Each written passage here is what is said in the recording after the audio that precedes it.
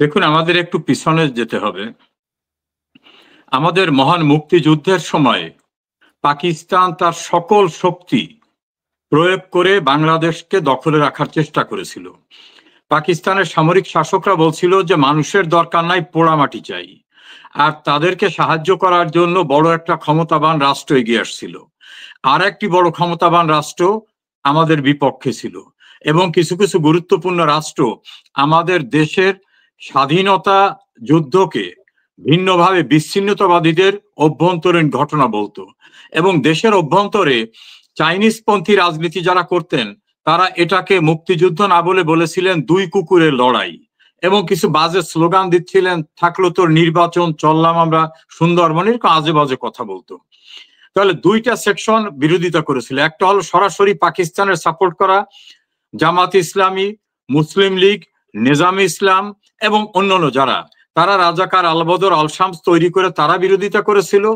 আর দেশের অভ্যন্তরে থাকা চাইনিজ পন্থী একটা গ্রুপ, যারা হক, তোহা, সিরাজ শিকদার, টিপু বিশ্বাস, এরা এরা তখন বলছিল যে এটা দুই কুকুরের লড়াই, আমরা এই দুই কুকুরের লড়াইকে কোনোভাবে স্বাধীনতা যুদ্ধ মনে করি না। যাই হোক, ৩০ লক্ষ মানুষের আত্মদান, ২ লক্ষ মানুষের সংগ্রামের বিনিময়ে দেশটা স্বাধীন হলো। এই স্বাধীন হওয়ার পরে ওই যে বড় রাষ্ট্রটা এবং যারা হেরে গেল পাকিস্তানি শাসকরা, তারা কিন্তু এটাকে তাদের আত্মসম্মানে প্রচন্ড ভাবে আঘাত হিসাবে নিয়েছিল। এই পরাজয়ের গ্লানি তারা কোনো রকম ভাবে হজম করতে পারছিল না। সেজন্য তাদের টার্গেট ছিল যে কোনো ভাবে এই বিজয়কে ধ্বংস করার জন্য।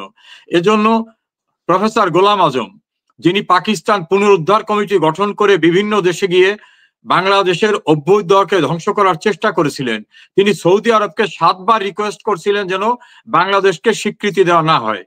জাতিসংঘে গিয়ে বাংলাদেশ যাতে সদস্য হতে না পারে এর বিরোধিতা করেছিলেন জিয়াউর রহমানের ক্যাবিনেটের প্রধানমন্ত্রী শাহ আজিজ, এবং মশিউর রহমান জাদু মিয়া, তিনি সিনিয়র মন্ত্রী ছিলেন।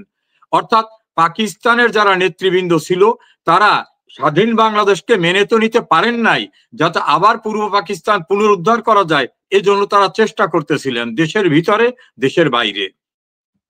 1975 সনে বঙ্গবন্ধুকে ষড়যন্ত্রের মধ্য থেকে হত্যা করে, সেটাও কিন্তু 75-এ যে হত্যাকাণ্ড, এটা কিন্তু 71-এর পরাজয়ের প্রতিশোধ ছিল। এটা আমাদের বিভিন্ন পর্যবেক্ষণে, বিভিন্ন ডকুমেন্টে, বিভিন্ন সাক্ষ্য প্রমাণে সেটা বেরিয়ে আসছে যে কতবার আমেরিকান হাই কমিশনের সাহায্য নিছে, কতবার পাকিস্তানের সাহায্য নিছে, আইএসআই, আমেরিকার, এই সমস্ত বিষয়গুলো সেখানে আমাদের সামনে চলে আসে।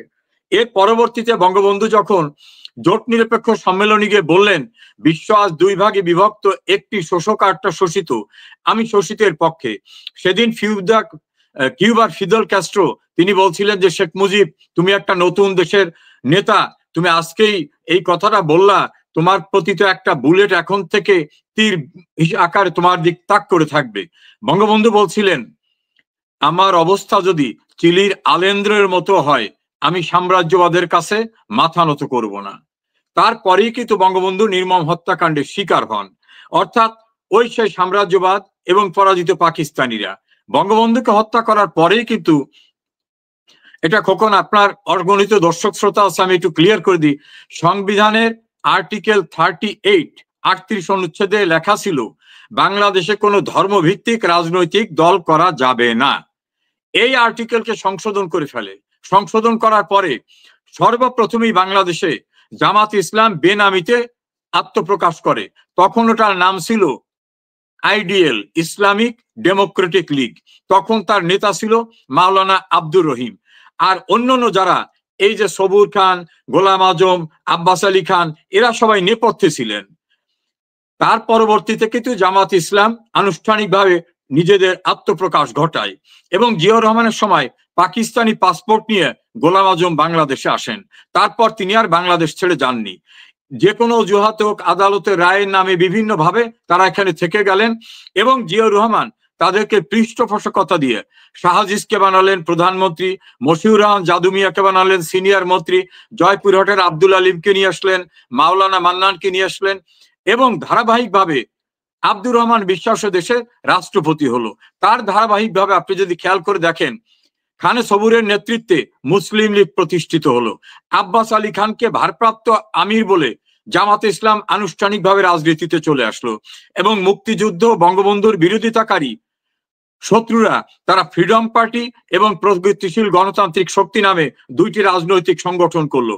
তার ধারাবাহিকতায় খালেদা জিয়ার আমলে মতিউর রহমান নিজামী, আলী আহসান মুজাহিদ, সালাউদ্দিন কাদের চৌধুরীদের মতো চিহ্নিত যুদ্ধ অপরাধীরা পার্লামেন্টে চলে আসলো। অর্থাৎ পাকিস্তানি ধ্যান ধারণাটা জিয়াউর রহমান, তার পরবর্তীতে এরশাদের পরে খালেদা জিয়ার সময় ওয়েল এস্টাবলিশড হলো। এরপরে কিন্তু পাকিস্তানের সঙ্গে দহরম মহরম শুরু হলো এবং আমাদের মুক্তিযুদ্ধে যারা সাহায্য করতেন সেই সেকশনটার সঙ্গে শত্রুতা করে পাকিস্তান এবং পাকিস্তান লবির যারা, এদেরকে বিভিন্নভাবে আনুষ্ঠানিকভাবে পৃষ্ঠপোষকতা দেওয়া হলো। তার ধারাবাহিকতায় কিন্তু 2024 সালের 5 অগস্টের মতো ঘটনা ঘটে গেল এবং এর